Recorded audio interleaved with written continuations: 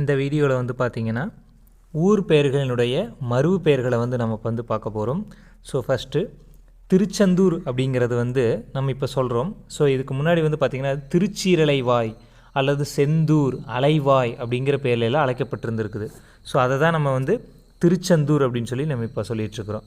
அதே மாதிரி தருமபுரி அப்படின்னு சொல்கிறோம் இல்லையா, அதுக்கு வந்து தகடூர் அப்படிங்கிறது வரும். அதே மாதிரி உசிலம்பட்டிக்கு வந்து உசிலை அப்படிங்கிறது வரும்.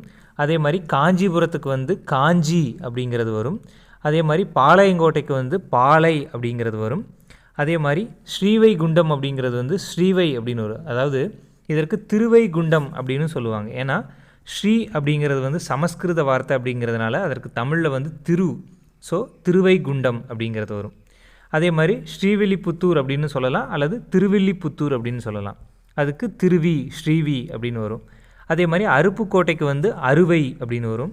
அதே மாதிரி சிதம்பரத்துக்கு வந்து பார்த்திங்கன்னா தில்லை அப்படின்னு சொல்லுவாங்க. அதாவது தில்லை நடராஜர் கோவில் அப்படின்னு எல்லாம் சொல்லுவாங்க இல்லையா, ஸோ தில்லை அப்படிங்கிறது வரும்.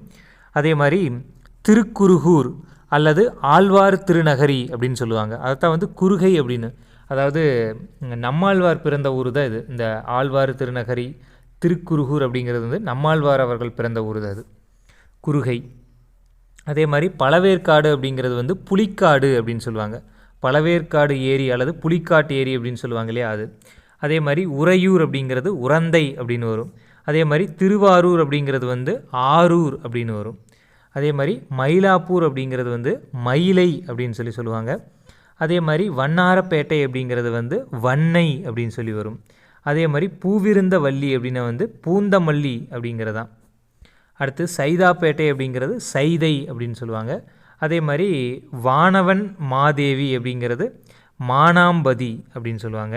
அதே மாதிரி மன்னார்குடி அப்படிங்கிறது வந்து மன்னை அப்படின்னு சொல்லி வரும். அதே மாதிரி வெண்கல்லூர் அப்படிங்கிறது வந்து பெங்களூர் அப்படிங்கிறது வந்து வரும். அதே மாதிரி நாகப்பட்டினம் அப்படிங்கிறது வந்து நாகை அப்படிங்கிறது வரும். அதே மாதிரி புதுக்கோட்டை அப்படிங்கிறது வந்து புதுகை அப்படின்னு வரும். புதுக்கோட்டை அப்படிங்கிறது வந்து புதுகை அப்படின்னு வரும். அதே மாதிரி புதுச்சேரிக்கு வந்து பார்த்தோம்னா புதுவை அப்படின்னு சொல்லி வரும். அதே மாதிரி சேதுராயன் புத்தூர் அப்படின்னா வந்து சேராத்து அப்படின்னு வரும். அதே மாதிரி கும்பகோணத்துக்கு வந்து குடந்தை அப்படின்னு சொல்லி வரும். திருச்சிராப்பள்ளி அப்படிங்கிறத நம்ம வந்து இப்போ திருச்சி அப்படின்னு சொல்லிகிட்ருக்குறோம். அதே மாதிரி சோழநாடு அப்படிங்கிறத நம்ம வந்து சோநாடு அப்படின்னு சொல்லிகிட்ருக்குறோம். அதே மாதிரி நாகப்பட்டினம் அப்படிங்கிறது வந்து நாகை அப்படின்னு சொல்லிகிட்ருக்குறோம். அதே மாதிரி உதகமண்டலம் அப்படிங்கிறத நம்ம ஊட்டி அப்படின்னு சொல்கிறோம், அல்லது உதகை அப்படின்னு சொல்கிறோம். அதே மாதிரி எருமையூர் அப்படிங்கிறத நம்ம வந்து மைசூர் அப்படின்னு சொல்லுவாங்க. கர்நாடகாவில் இருக்கலையே மைசூர், ஸோ அதற்கு எருமையூர் அப்படிங்கிறத நம்ம வந்து மைசூர் அப்படின்னு சொல்கிறோம் ஷார்ட்டாக. அதே மாதிரி பைம்பொழில் அப்படின்னு என்னென்னா பம்புலி அப்படிங்கிறதான்.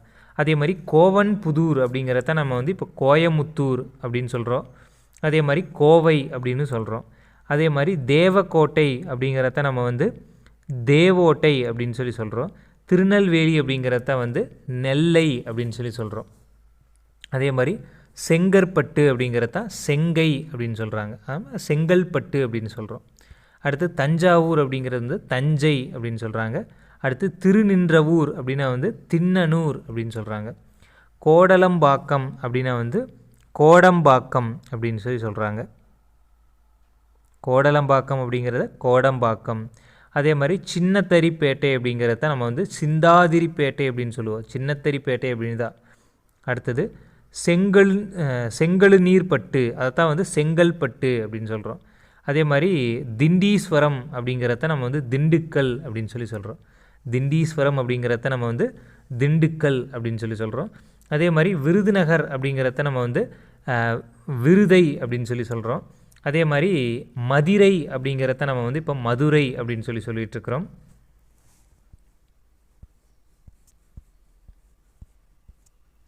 அடுத்து வந்து பார்த்திங்கன்னா கருவூர் அப்படிங்கிறத நம்ம வந்து கரூர் அப்படின்னு சொல்லிகிட்ருக்குறோம். அதே மாதிரி கொடைக்கானல் அப்படிங்கிறது வந்து கோடை அப்படிங்கிறது. சேலையூர் அப்படிங்கிறத நம்ம வந்து சேலம் அப்படின்னு சொல்லிகிட்ருக்குறோம். அதே மாதிரி ஆற்றூர் அப்படிங்கிறத நம்ம ஆத்தூர் அப்படின்னு சொல்லிகிட்ருக்குறோம். அதே மாதிரி மணப்பாறை அப்படின்னு சொல்கிறது மணவை அப்படின்னு சொல்லுவாங்க. பரமக்குடி அப்படிங்கிறத பரம்பை அப்படின்னு சொல்கிறாங்க. சங்கரன் கோவில் அப்படிங்கிறத சங்கை அப்படின்னு சொல்கிறாங்க. அம்பாசமுத்திரம் அப்படிங்கிறத வந்து அம்பை அப்படின்னு சொல்லி சொல்கிறாங்க. அறந்தாங்கி அப்படிங்கிறது வந்து அறந்தை அப்படின்னு சொல்லி சொல்கிறாங்க. அதே மாதிரி அலங்காநல்லூர் அப்படிங்கிறது வந்து அலங்கை அப்படின்னு சொல்லி சொல்கிறாங்க. அடுத்தது சிங்களாந்தபுரம் அப்படிங்கிறது தான் சிங்கை அப்படின்னு சொல்கிறாங்க. சிங்காநல்லூர் அப்படிங்கிறதையும் சிங்கை அப்படின்னு சொல்லி சொல்கிறாங்க. மயிலாடுதுறை அப்படிங்கிறத மயூரம் அல்லது மாயூரம் அப்படின்னு சொல்கிறாங்க. சேந்தமங்கலம் அப்படிங்கிறத சேந்தை அப்படின்னு சொல்கிறாங்க. சோழிங்கநல்லூர் அப்படிங்கிறத வந்து சோளிங்கர் அப்படின்னு சொல்கிறாங்க. ஸோ இது எல்லாமே வந்து பார்த்திங்கன்னா ஊர் பெயர்களுடைய மருவு. இது வந்து டிஎன்பிஎஸ்சியில் முக்கியமான ஒரு சிலபஸ் டாபிக் இது. ஸோ இதிலிருந்து கன்ஃபார்ம் வந்து கேள்வி வந்து கேட்பாங்க. ஸோ எல்லாமே வந்து பார்த்து வச்சுக்கோங்க.